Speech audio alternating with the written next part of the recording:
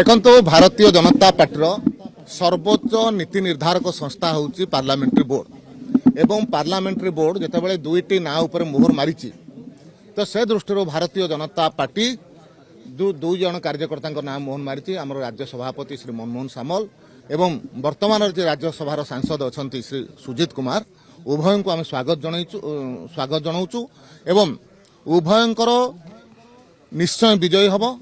एवं उभय पार्लियामेंट रे उड़ीसा पई स्वर हेबे उड़ीसार उन्नति रे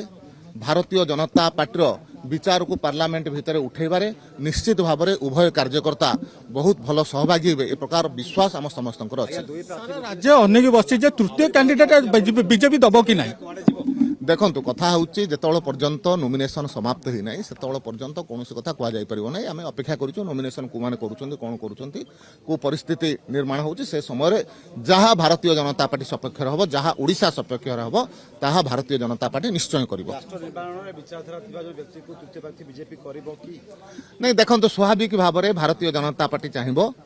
जे भारतीय जनता पार्टी विचार को समर्थन करुवा भारतीय जनता पार्टी नीति को समर्थन करुवा भारतीय जनता पार्टी संगे रहुथिबा एवं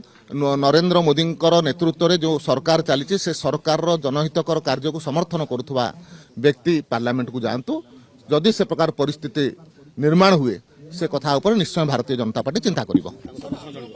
वरिष्ठ अच्छे अच्छे कि तृतीय जो कैंडिडेट दबा कथा चर्चा रोचे ना पार्लियामेंट्री बोर्ड पुणी डिसीजन नब देखु वर्तमान पर्यंत जो पर्यंत